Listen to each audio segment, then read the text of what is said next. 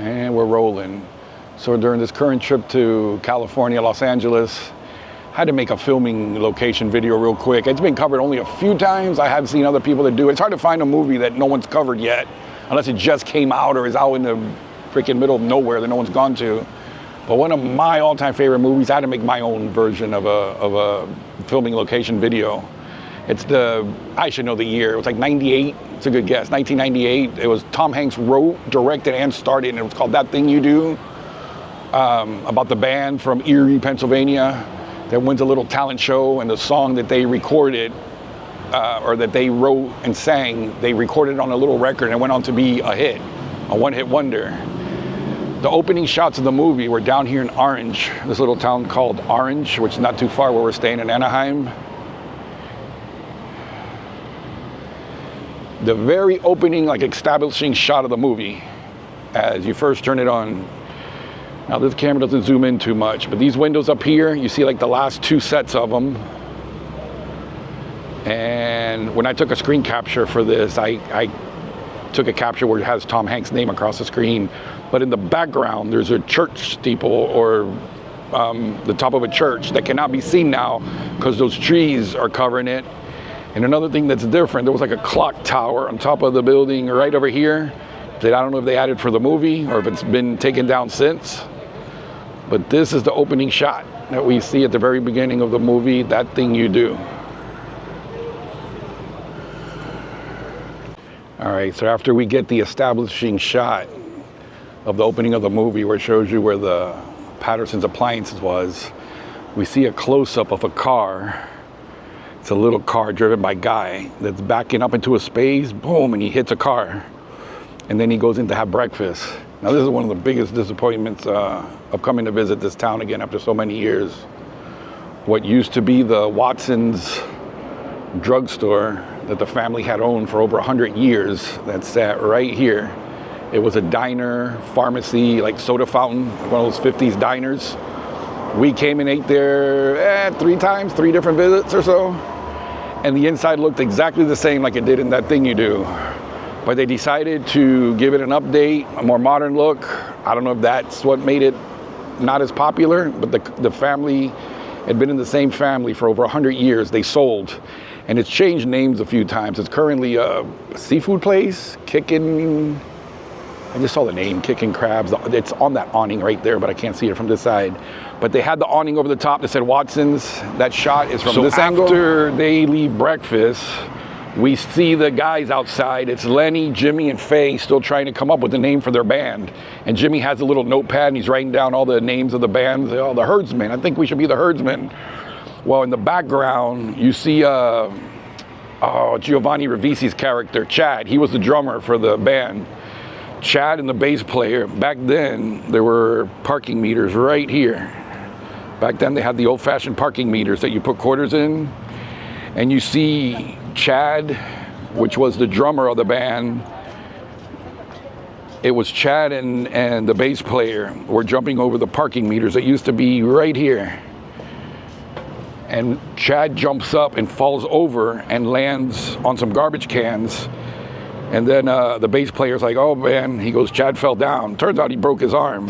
Well, all the times watching the movie, you couldn't tell where it was because the whole scene is filmed in a close-up version of them standing by the meters.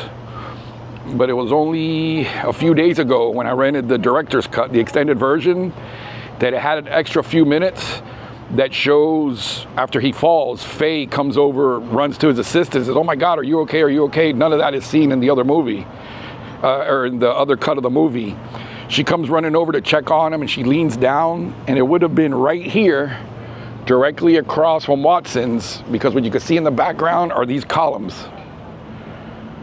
She's standing right between this one because you could see the square end and the rounded end. So Liv Tyler would have been, or Faye would have been standing right here. And where Chad fell would have been right across from there. Chad would have fallen exactly right here in this area. And back in the day, there were parking meters here.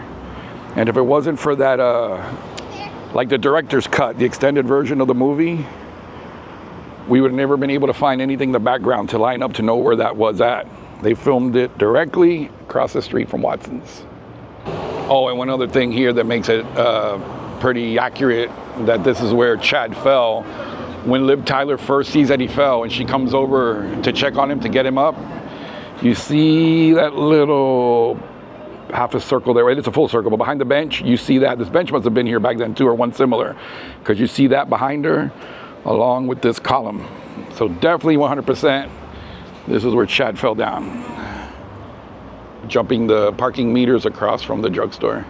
All right, so for me, loving the movie, That Thing You Do, as much as I do, I'm standing almost on holy ground. Right behind me, sorry to tell in this angle, I have to turn my camera around. Right inside, it's right here at 129.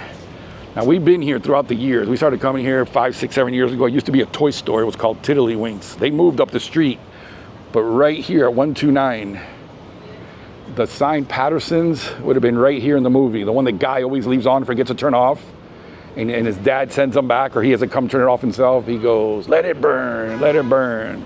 He keeps calling Guy on the phone saying, "Are we open for business all night?" The one Patterson sign would have been right here, and then they had another one that came down along the edge of this building that said Patterson's. But right here where this white car is, where this Ford, this is where the guy in the really nice camper pulled up. We see a few shots of Guy going in. There's one shot where Guy comes to work and he's walking across right here. You can see these little tiles are still the same, and this part of the doorway is all the same.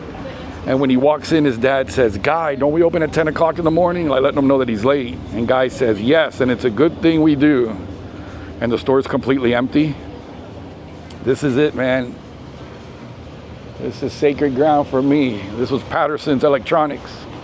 Right when you walk in, or through these doors, we see a couple times, beginning of the movie when Chad breaks his arm, and Lenny and Jimmy come over here to say, "Hey, are you still playing drums? We need someone for our show tonight." Guy talks to him right here on the left. He had a bunch of clock radios, and he's like, "Man, you want me to play in your concert tonight?" He says, "You're gonna have to buy 2 record needles and 1 clock radio."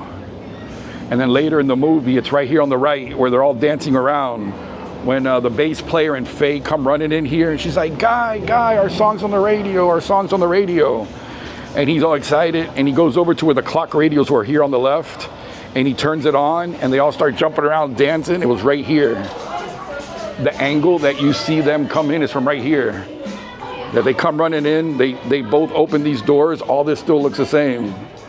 They pull open both doors and they come in running, "Guy, we're on the radio." And that one floor display would have been right over here that Lenny grabs and starts dancing around the store with. What else do we see? This guy sets up his records right here in the front to sell. And we see through the window when the guy in the really nice camper, when Phil Horace pulls up and wants to be their manager, he pulls up there. The windows still look the exact same. Last time we were here it was a toy store, but now it's a clothing store. It's like a woman's clothing store. But it was right here. They had the washing machines over here. The mom had her little desk in the back of the store. The clock radios were over here on this side. And that's where they come over and ask Guy to be in the band. And it was right from this angle where Guy Patterson's dancing around. He runs right towards us and he says, "I am Spartacus." And you see all those windows in the background. Oh, the girl was real nice. We just told the young lady working here about the movie. She goes, "Oh, we didn't," and she's like super excited to go watch the movie now. She's a little younger. Maybe she wasn't even born when the movie came out, but such a good movie. All right, so after they signed with Phil Horace, and he said, "I'll get your song playing on the radio within a week, 10 days tops." And Guy gave every one of the band a little transistor radio so they could all be listening to a different station to see when the song plays. We see the bass player, who has no name in the movie, standing right here. Let me turn my camera around. He's standing approximately right where I'm at, because you can see the Army-Navy store across the street, and it's where he goes and enlists for the Marines. He's standing right here. He has one earpiece in, and then you see him run across the street in that direction towards the Army-Navy store. All right, so after we see the shot of the bass player run into when he goes to enlist to the Marines, and he runs into the Army Navy shop listening to his radio to see if the song plays. We see a shot of Faye over here mailing some letters. And she would have been standing right on this corner. There would have been a mailbox right down here. And she's facing us, and in the background, you see that building back there. This camera doesn't have too big of a zoom in, but you see back here, this building is at Walgreens. You can see the edge of this one. You can see the Walgreens, and in the background, that gray striped building back there. That was in the shot, but that little archway that's there now wasn't there. There was an opening between those two buildings, but all that can be seen as Liv Tyler standing right here mailing her letters. She pauses as she hears the radio station DJ say, well, here's Lake Erie's Own with her new hit song. And she has the stamp on her finger, and it's like on her tongue. And she leaves it like hanging on her tongue for a second. And when she hears it, she's like, oh my God, oh my God. And she runs off frame. And then she realized I didn't mail the letters. So she runs back in, mails the letters, and takes off running. All right, this is just so cool. We're at the United Methodist Church. And this is the same gym from Back to the Future where Michael J. Fox played Johnny B. Good. Look, they even have it decorated for Back to the Future. But I'm here for that thing you do. This is where the Wonders with an O-N-E, the Oneaters, it doesn't work. They won, right? This is crazy. This is where the Oneaters won. Remember the little goofy guy in the front? And the girls that were singing something along the river. And he goes, you're drowning in the river, you're drowning. Well, this is it. This is where the Oneaters won. The scorecard, or the girl was with the long ponytail, the blonde girl was standing right here in the corner. And whenever somebody performance was over, it would be good, fair. But after the Oneaters did that thing you do, she kept pointing, she goes, wicked, wicked. Okay, dude, I got to get up on the stage where the Oneaters performed. This is awesome. You even see when the Oneaters are performing, you even see that hoop in the background inside this gym. Look how cool this is. They have it set up. They even have pictures because it's right here where this step is that Marty meets his mom when he goes back in time. They're standing right at this doorway, and you can see the railing right there. But that's cool, Marty McFly, but I'm not here for you. Here for that thing you do. Oh my God, this is where the Wonders came out. The Oneaters. He goes, boo, pop, pop, boo, boo, pop. I go, slow down, you're going too fast, slow down. And he said, you doing that thing you do. Look, it was right here. The little goofy kid was right here dancing. And everybody started dancing. And Lenny was like, what's happening? You're a lucky man. And this is where they won. Over here is where that girl had the little scorecard. This is just phenomenal. I'm gonna take some pictures. This is so cool to be here. Oh, there's a ball stuck up in the rim. Okay, so after that really bad performance that they played at the, it's right behind me, the Orpheum Theater, we see Mr. White walking with Guy in this direction, and you can see the Orpheum behind him. And he says, Guy, it's all right. Don't let one bad show ruin something. I wish I knew the exact quote. But Guy says, man, I was playing like one of those little wind-up monkey toys. And he walks, and you see in the background. And this is when the scene where they go to meet Mr. White. And in movies, sometimes it shows them walking, which we know the Orpheum Theater is still behind us. So it makes it look like it was just a few doors down. But sometimes in movies, it'll look like they just go a few doors down. And then the next scene is somewhere across town, sometimes even in another city. So I was like, well, let me see if I could research where he met Mr. White. So in the movie, they're walking, and Guy walks right past. Let me turn my camera around. There's a camera angle from this side, and you see Guy walk right past this sign, and there's two of them. He walks right past this one. They walk past the doors. So I did like a screen capture. I paused it, saw that it said 9th Broadway building, had the address right there. So I looked for it and said, yep, it is exactly 2 doors down from the Orpheum. And then they keep walking, And then they stop, and he goes, here, there's somebody I want you to meet.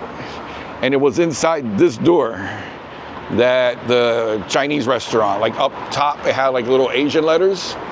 And I said, well, we don't see the background, the Orpheum Theater, but the way they walked, it looks like it would have been a couple doors down. So in the movie, here the address is 852. Most times, like 90% or even more, when you see a movie, the address is on the building is the real address. So that helps a lot if you have this little hobby of looking for movie locations. The address is on, and the movie had a different number. I have the screen capture, what was it? 716. It says 716. They walk into a door that's 716. So I was like, damn, this can't be the right block. A little food delivery cart. All right, you got anything good in there? Pizza? Breakfast? There he goes.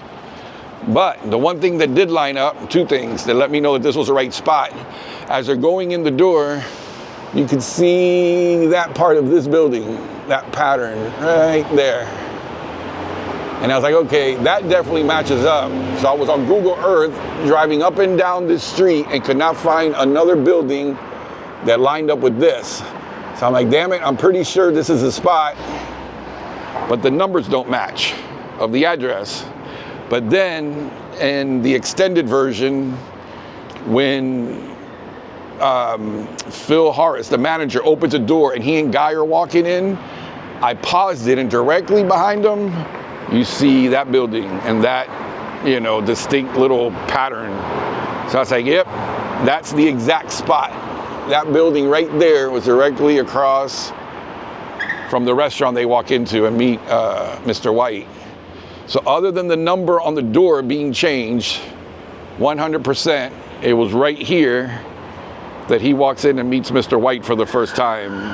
And he gives him the pitch about joining the Playtone Galaxy. And he's like, I don't know, I need to talk to the rest of the band. Phil Harris says, see what I mean? Smart. So this block on Broadway, on the 800 block of Broadway, the Orpheum Theater, they filmed there and did a little walk. I have no idea what this building is now, but at the time it really did look like it was a restaurant. Yep, building looks the same. They walked in and it wasn't far, oh, it's hard to see. They walked in and it was just a few steps, and in that back corner, right back there, is where Tom Hanks was sitting, Mr. White.